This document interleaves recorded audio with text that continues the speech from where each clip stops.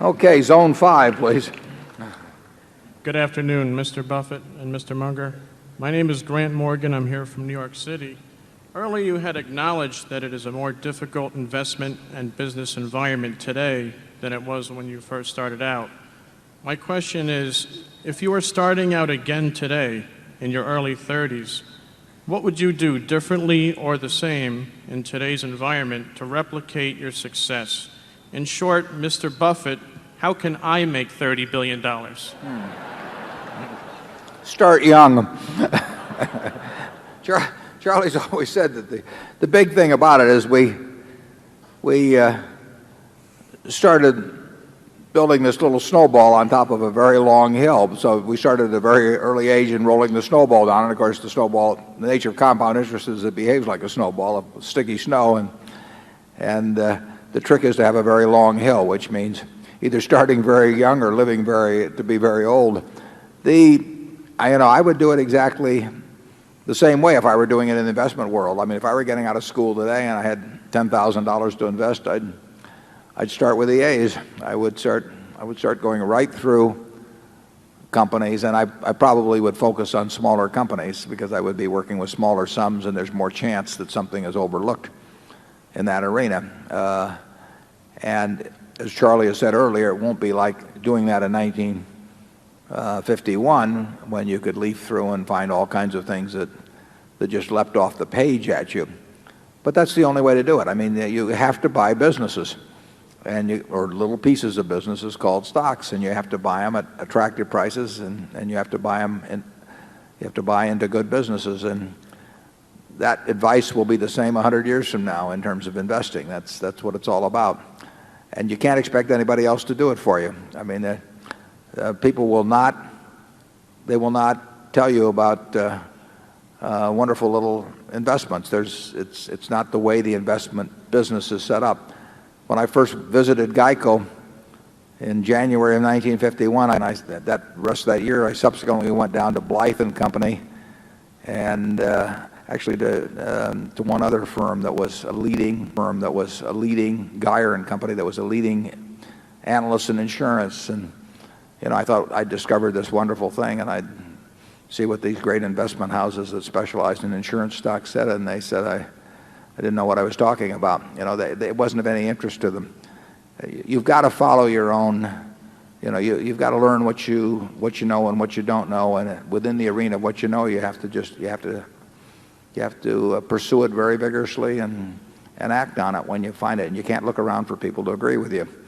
You can't look around for people to even know what you're talking about. You have to think for yourself. And if you do, you'll find things. Charlie? Yeah, the hard part of the process for most people is the first $100,000. If you have a standing start at zero, getting together $100,000 is a long struggle for most people. And I would argue that the people who get there relatively quickly are helped if they're passionate about being rational, very eager and opportunistic, and steadily underspend their income grossly. I think those three factors are very helpful. Oh, inherited wealth and children. Kids inheriting money. Yeah, well, we have a minority viewpoint down here in the front row.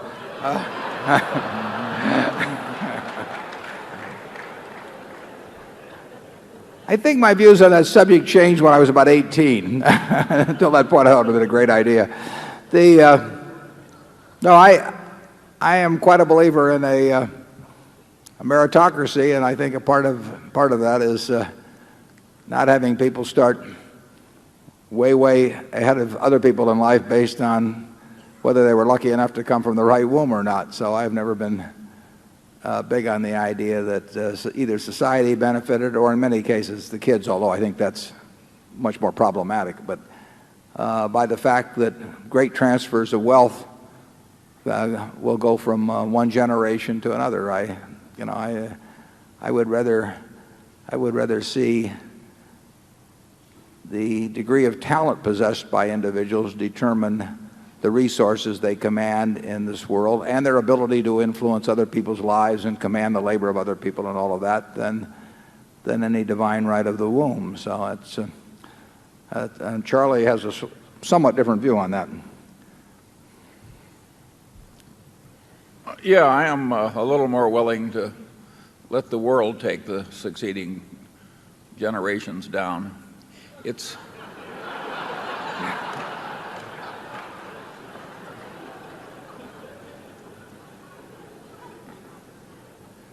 He believes in I don't passing think they it. need much help. Charlie believes in passing it along as long as you're sure they're going to blow it.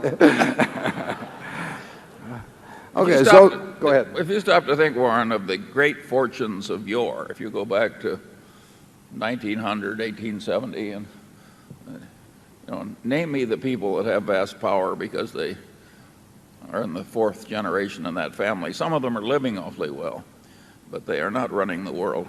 I would say the Rockefeller family had considerably more influence than if their name had been, just plain Rock. Well, I think that's true, but you're picking probably the strongest single family of the piece. And now that it's dispersed among 60 or 70 or 80 Rockefeller, I think it's true there were 4 or 5 brothers there that had an unusual share of worldly influence. I must say in that case, I think they handled it very well. Good afternoon and thank you. My name is Paul Worth. I'm from Wichita, Kansas, and my question is as follows. For the consumer franchise companies that Berkshire owns, Coca-Cola and Gillette in particular, in which emerging markets do you see the greatest 10-year potential for unit sales growth, and what economic, political, or social changes are precipitating that growth? Secondly, do you believe that the U.S. market cap as a percent of the world's at 53% is near its zenith, and which countries do you believe will likely show the greatest percent growth in total market cap?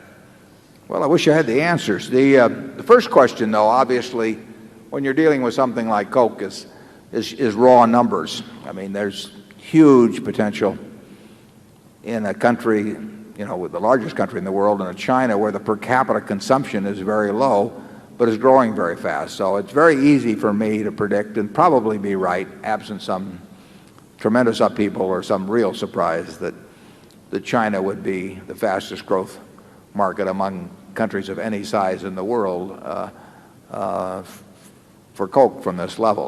But that's based on the fact that you just got a huge number of people that clearly like the product, that are starting from a very low base, and where a lot more bottling infrastructure is going to be needed, but which will be supplied to facilitate that growth. With Gillette, it's a little different. And people are already shaving. What you do is you upgrade the shaving experience that they have. So you have great differences in the quality of the blades available shaving systems when you get into the more advanced ones, and they trade up and they get a much more enjoyable shaving experience. They get better shaves than was the case when they were forced to rely on the lowest priced product. But both of those companies have tremendous opportunities as the prosperity around the world, as the standard of living grows, and there's just no doubt in my mind that in the blade and razor business for Gillette, which is only a third of their business, but I would almost guarantee you that 10 or 20 years from now, both of those companies will be doing a lot more business in those areas I named than currently. And we don't fine tune it a lot more than that. I mean, I do not sit and try and work out country by country what's going to happen with a Gillette or Coke. It would be a waste of time. I wouldn't know the answer anyway. But I'm pretty sure of the conclusion that both of them will prosper a great deal, and I would hate to be competing with either one of them here or anywhere else in the world. I mean, they have the winning hand. Charlie? Well, I'd agree with everything you said, and I'd like to add that if I knew for sure that the United States share of worldwide market capitalization was going to go from 53% down to 40%, I wouldn't know how to make money out of that insight by running around buying foreign securities. Yeah, we just don't operate on that basis. And I mean, a few years ago, emerging markets were all the rage, and every institution in the country was getting promoted by somebody who said, I'm going to run an emerging markets fund, and they felt they had to participate in it, and their advisors told them they had to participate. We regard that all as nonsense. In the end, you just have to think for yourself about what you know and what you don't know, and go where that leads you. And you don't do it by buying into things with names on them, or sectors, or country funds, or that stuff. That's merchandise that's designed to sell to people, and it usually is sold to people at the wrong time. Yeah. Our game is to find a few intelligent things to do. It's not to stay up on every damn thing that's going on in the whole world. Good afternoon. Wes Thurman from Stanford, California. You mentioned earlier about the power of the brands on the internet, and I really can't think of a better brand, at least in my name, as the Berkshire Hathaway brand. And I guess going forward, have you thought about ways to use the Berkshire Hathaway name, further on the internet to capitalize on the reputation you've built over the past decades? And, yeah, I think that's a very good point, and it is something that could be of real value. It's already probably of some value to us with the brands that we're associated with. I mean, I do think that Executive Jet, or the NetJets program, associated with Berkshire Hathaway, that Borsheim's associated with Berkshire Hathaway, the Berkshire Hathaway Life associated with Berkshire Hathaway. I think those brands are enhanced by the association with Berkshire, as some of other brands would be. But I think that's got a long way to go. I think you're dead right on that, that the internet reinforces the necessity for trust in dealing with people. I mean, you're getting further and further removed from the face-to-face dealing where you can go back to the store the next day, or look at the person who sold it to you the next day, and get an adjustment or something of the sort. You're really having to place more and more trust in somebody you're never going to see. And I think you're right that Berkshire Hathaway, if it behaves itself properly, can get a reputation for trust that will be far greater than that possessed by the average company, and that when we properly associate that with some of our brands, that those brands will be enhanced by the association. So I've thought a lot about what you're talking about there, and so have our managers, and it's something that we intend to capitalize on in the future. It's rather interesting. I mean, if you look at the companies that do business with people where there's no face-to-face interaction, either with the company itself or some intermediary like a retailer or anything of the sort. I mean, you've got Dell Computer, and now you have Amazon.com, but Geico is doing business with now 3.7 million policyholders, and it'll do, before the year is out, it'll be close to 4.5 million, and probably 4.8 billion or so of business with people that have never met anyone from Geico. They've talked to someone on the phone. But we are one of the largest companies in the United States in terms of doing business on a direct-to-consumer basis. We're doing it with people who on average are paying us $1,200 a year or thereabouts for a promise. So we have a connection that people that talk about the Amazons of the world, where people are buying X dollars worth of books, we have a much more direct connection with people who tend to renew with us year after year. That is based on trust. I mean, it's not based on the neighbor next door who they can go to if they have a problem. It's based on the fact they trust this company that's back in the District of Columbia, Washington, to perform in the future. And that's a huge asset, and it's growing daily. I mean, we're adding policyholders every day who are who are signing up with us who have never met anybody from the company. And that already, I mean, it's a very big asset. It will be many times bigger, in my view, 10 years from now.